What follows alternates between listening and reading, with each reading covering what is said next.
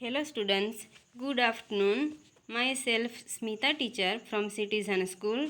तो स्टूडेंट्स आज हम पढ़ेंगे हिंदी में लेसन नंबर 6 सुबह।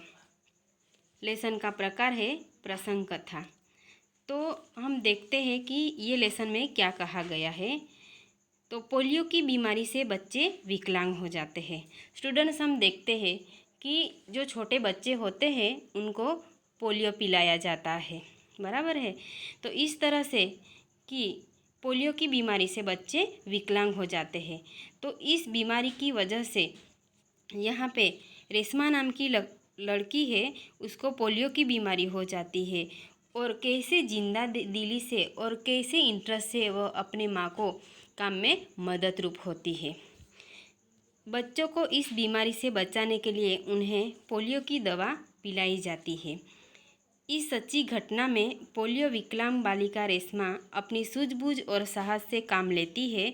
उसकी शारीरिक कमी उसके इरादों में कभी बाधा नहीं बनी कि उसकी जो शारीरिक कमी है, उनको पोलियो की बीमारी हो गई है, पर उनकी शरीर की जो शारीरिक जो कमी है वह कभी बाधा नहीं बनी है। जिस तरह से हम घर में काम करते हैं, इसी तरह से वह दूसरों पे भरोसा नहीं करती है, वह अपना काम वह खुद कर लेती है। वह जिंदा दिली एवं परिश्रम से अपना जीवन कैसे जी रही है, इसका निरूपण इस घटना में किया गया है। तो स्टूडेंट्स हम इस लेसन का एक्सप्लेनेशन देखते हैं। सुबह सुबह रेशमा ने देखा कि घर के सभी लोग सफाई में व्यस्त है। कोई सामान झाड़ रहा है तो कोई मकड़ी के जाले उतार रहा है। रेशमा ने सोचा आज ज़रूर कोई ख़ास बात है कि सुबह सुबह ने रेशमा ने देखा कि घर के सभी लोग सफाई में व्यस्त है और वह मन ही मन ऐसा सोच रही है कि ज़रूर आज कुछ न कुछ है, इसीलिए सब घर की सफाई कर रहे हैं। माँ आज कोई ख़ास बात है? वह माँ से पूछती है। माँ आज कोई ख़ास बात है? सब इतनी सुबह उठकर घर की सफाई में जुड़े हैं। रेशमा ने उत्सुकता से पूछा। उत्सुकता मीन्स की तीव्र इच्छा, इंटरेस्ट से वह माँ से पूछती है। माँ क्या कहती है उसको? हाँ बिटिया रानी, त्योहार के दिन है, भूल गई क्या? माँ कहती है कि हाँ बिटिया रानी, उनको पोलियो की बीमारी हो गई है, इसीलिए घर के सभी सदस्य हैं वह उनको बहुत अच्छी तरह से उनकी देखभाल करते हैं। तो उनकी माँ कहती है कि हाँ बिटिया रानी, आज तो त्योहार के दिन है। कौन सा त्योहार? तो पहले से ही साफ सफाई हो जाए तो अच्छी तरह त्योहार का आनंद ले पाएंगे। माँ ने प्यार से रेशमा के गाल को सहलाते हुए कहा। क्या होता है बेटा, क्या होता है स्टूडेंट कि हमारे घर में या हमारा दीपावली है, होली है, कोई भी त्यौहार आता है तो हम घर की बराबर सफाई करते हैं। तो यहाँ पे दीपावली का त्यौहार है। दीपावली के त्यौहार में हम क्या करते हैं? घर की साफ़ सफाई करते हैं, पूरा किचन साफ करते हैं। तो पूरी तरह से हमारा जो घर है उसकी साफ़ सफाई की जाती है। तो यहाँ पे दिवाली का त्यौहार है, इसीलिए घर की साफ़ सफाई हो रही है। ओह, मैं तो एकदम भुलक्कड़ हो गई थी। भुलक्कड़ मीन्स की भूल जाना। पर माँ, आपने मुझे तो कोई काम नहीं सौंपा, क्या करूँ बताओ माँ। उनको पोलियो की बीमारी है, फिर भी वह ऐसा कहती है।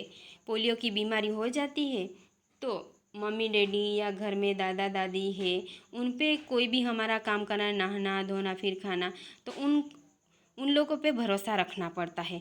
पर यहाँ पे रेशमा उनकी माँ से कहती है कि माँ, मुझे क्यों काम नहीं सौंपा? अच्छा बोलो, अच्छा चलो, पहले नहा धोकर तैयार हो जाओ, फिर बताऊंगी, बहुत से काम है। माँ रेशमा से कहती है कि बेटा कोई बात नहीं, पहले नहा धोकर तैयार हो जाओ, फिर मैं बताती हूँ आपको क्या काम करना है। मैं भी आपकी काम में मदद करना चाहती हूँ, माँ ने कहा। रेशमा ने रुआ से स्वर में कहा। रुआ से स्वर मीन्स की आवाज़, और रुआ से मीन्स की रोने जैसे आवाज़ में उन्होंने कहा, मदद तो मैं ज़रूर लूँगी, मैंने तुम्हारे लिए कई काम सोच रखे हैं। माँ क्या कहती है उनको कि माँ, क्या कहती है रेशमा को कि आपके लिए मैंने काम सोच के रखा है, पहले आप नहा धोकर नाश्ता होकर तैयार हो जाओ। नहा धोकर नाश्ता कर लो फिर बताऊंगी। कहते कहते माँ ने रेशमा को उसकी पहिए वाली कुर्सी में बिठा दिया। तो स्टूडेंट्स, ये पहिए वाली कुर्सी क्या होता है कि जो विकलांग इंसान होता है वह चल नहीं सकता है। ये इस तरह से आप लोगों ने देखा होगा कि जो इंसान चल नहीं सकता है उनके लिए ये विकलांगों की कुर्सी होती है, तो उनको पहिए वाली कुर्सी कहा जाता है। रेशमा ने अपनी पहिए वाली कुर्सी को धीरे धीरे अकेला धकेला और अपने दैनिक कार्यों में लग गई। तो दैनिक मीन्स कि हर रोज़ का काम, हम हर रोज़ का जो काम करते हैं उसको हम दैनिक कार्य कहते हैं। रेशमा जब 5 साल की थी तभी से उसके दोनों पैर काम नहीं करते थे। उसे बहुत तेज बुखार हुआ और घुटनों से नीचे दोनों पांव एकदम बेजान हो गए थे। क्या होता है स्टूडेंट्स कि रेशमा जब भी 5 साल की थी तब उनको पोलियो की बीमारी हो जाती है और रेशमा चल नहीं पाती है। अभी क्या है, हम लोग न्यूज़ में भी देखते हैं छोटे बच्चों को पोलियो पिलाया जा सकता है। छोटे जो बच्चे हैं कि उनको पोलियो की बीमारी नहीं हो जाए, इस तरह से एड भी आती है, टीवी में एड भी आती है, आप लोग देखते ही हो। तो उनको 5 साल की जब भी थी तब उनको पोलियो की बीमारी हो गई थी और घुटनों के नीचे उनके जो पैर है वह काम नहीं करते थे। मीन्स कि बेजान हो जाना, मीन्स कि इसमें जान ही नहीं रहना। तो बहुत इलाज करवाया पर रेशमा के पाँव में जान नहीं आई। बहुत सारा इलाज करवाया पर उनके पाँव में जान नहीं आती है, उनके पैर जो है वह अच्छे नहीं हो सकते हैं। इसे पोलियो हो गया था। रेशमा बहुत हिम्मत वाली लड़की थी। भले उनको पोलियो की बीमारी हो जाती है पर वह बहुत हिम्मत वाली लड़की थी, क्योंकि जो खाना है, नहाना है, धोना है वह उनके मम्मी डैडी से हेल्प नहीं लेती थी, वह खुद का काम खुद कर लेती थी।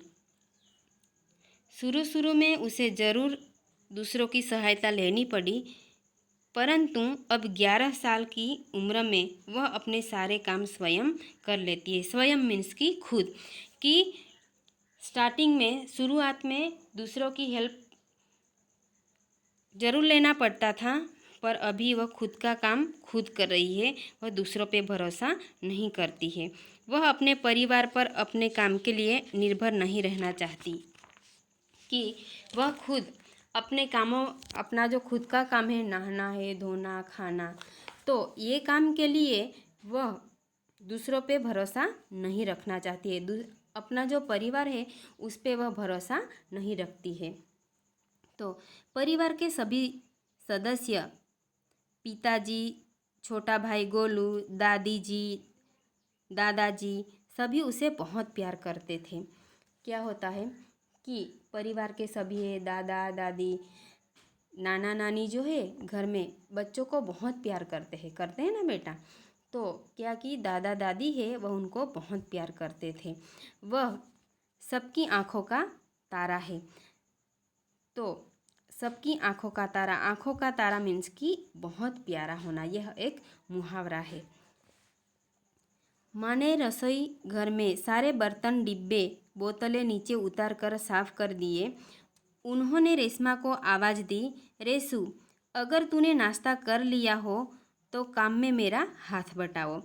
तो क्या होता है, वह खुद कह रही थी रेशमा माँ से कि माँ मुझे भी कुछ काम दो, मैं आपके काम में मदद करना चाहती हूँ। माँ ने उनको आवाज़ दी कि रेशु मुझे काम में हेल्प करो, कि मेरे काम में आप मदद रूप हो।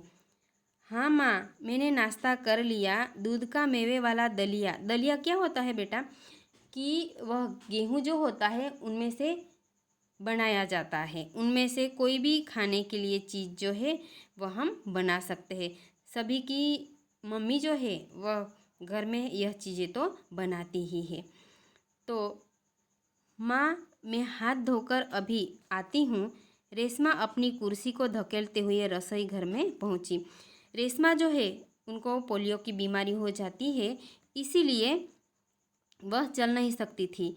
इसीलिए कुर्सी को धकेलते हुए वह रसोई में किचन में जाती है। रेशमा को बर्तन डिब्बों पर लेबल लगा लगा कर पकड़ाती गई और माँ उन्हें व्यवस्थित ढंग से सजाती गई। रसोई घर फिर से चमचमाने लगा।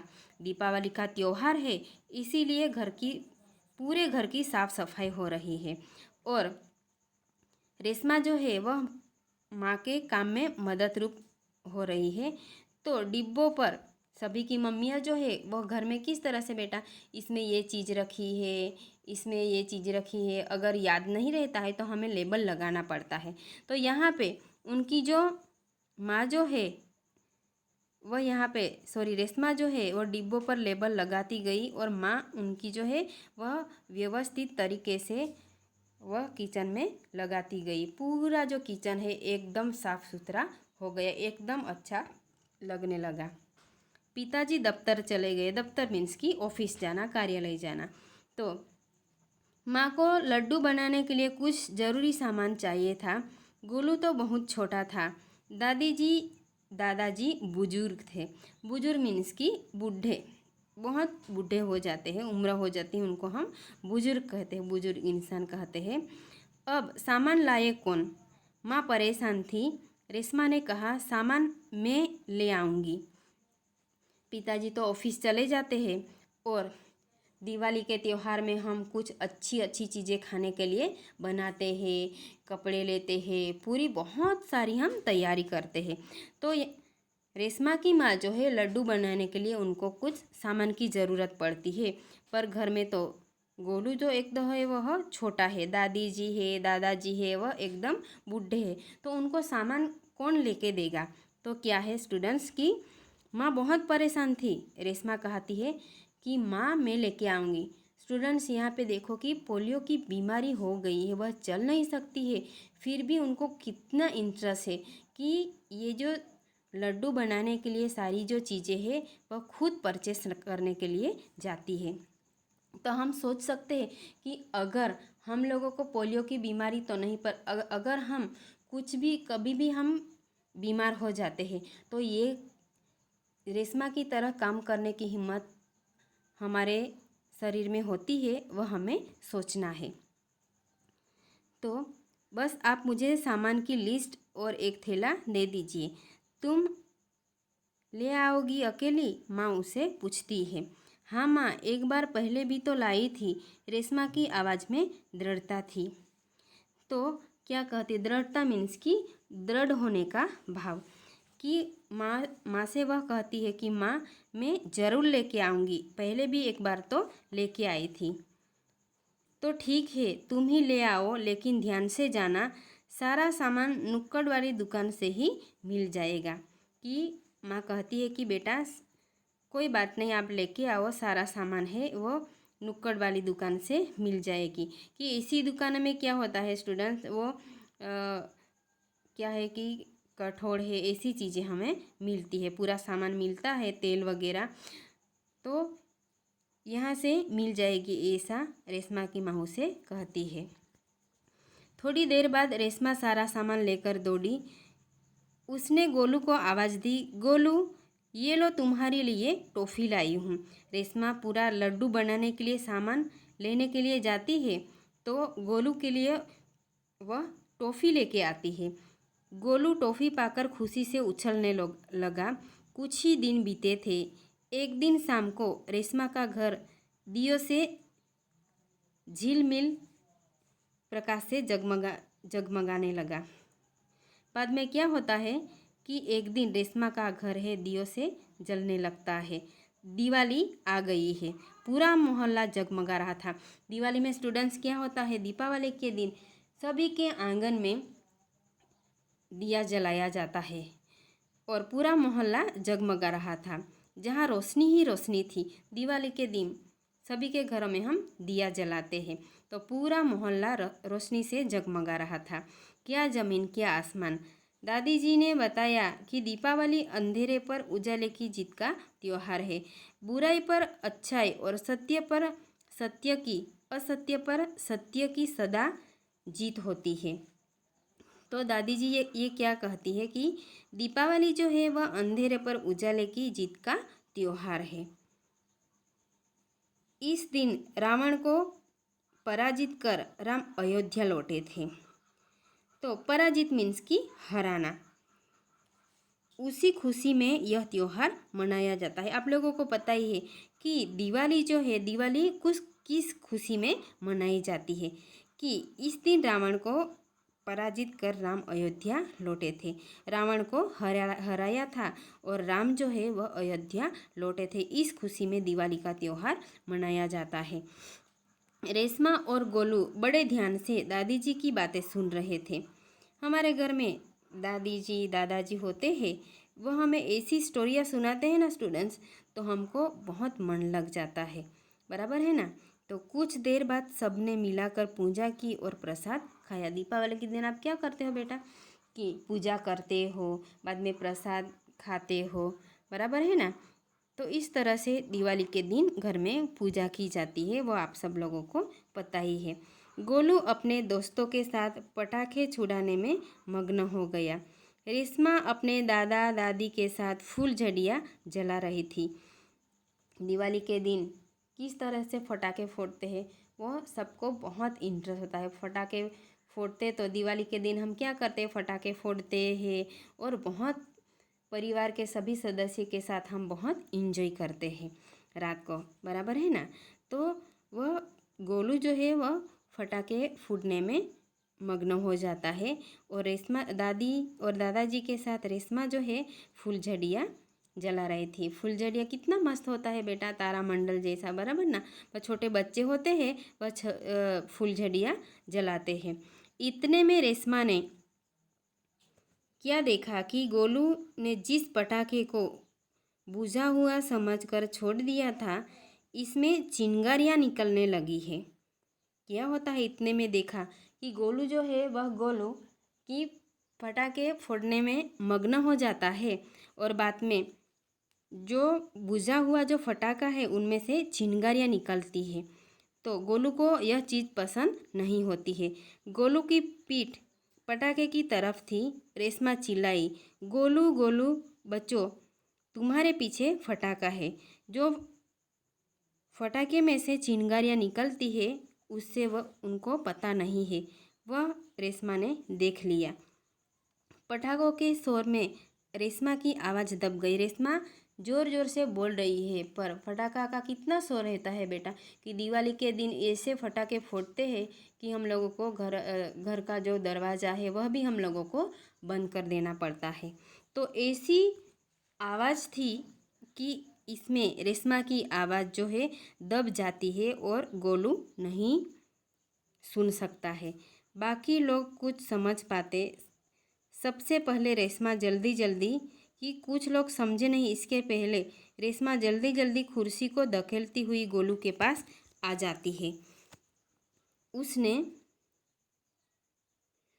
उसने गोलू को ज़ोर से धक्का मार दिया और खुद आगे निकल गई।